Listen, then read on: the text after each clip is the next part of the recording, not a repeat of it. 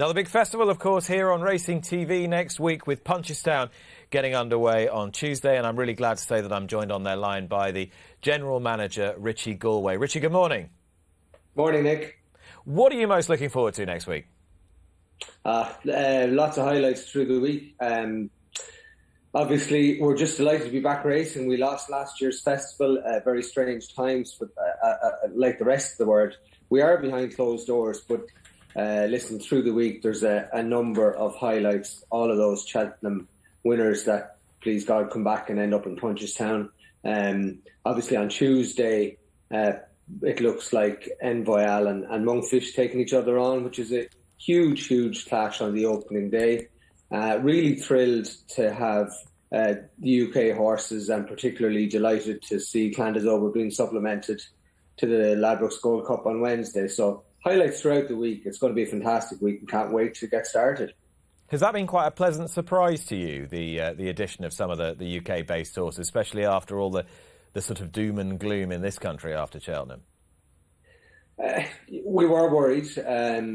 We do see the involvement of the UK horses in our festival as a crucial and integral part of what makes it the success that we see it.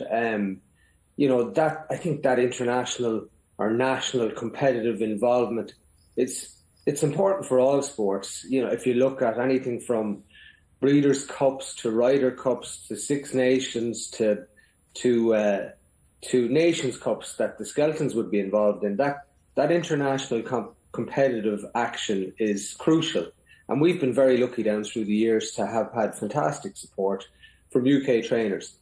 And you know what? They've enjoyed huge success in Punchestown. As recently as our last festival, English trained 6 winners and took home over €500,000 in prize money from the festival. And that goes back to the 90s. We've been very grateful to have people like Nicky, Paul, obviously, Paul Nichols, Philip Hobbs, great support. But they win races. It actually makes sense.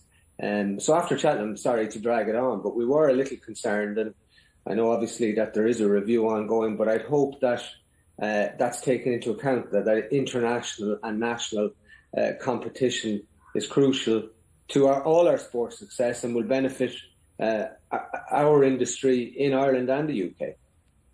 Richie, obviously, for any racecourse whose business model is quite heavily contingent on a big crowd and a big festival, this pandemic has been particularly difficult and has hit particularly hard.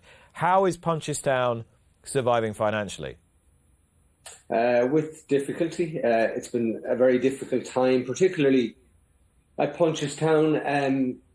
We do, obviously, the festival is our harvest in the year, Nick, and we've through Dick O'Sullivan's time, Conor O'Neill is now the CEO, had built a brilliant team of people that had a great experience in dealing with the attraction and the work involved in bringing crowds to our festival.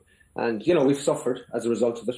We've lost a lot of very good people who have had to move on to other things in the short term.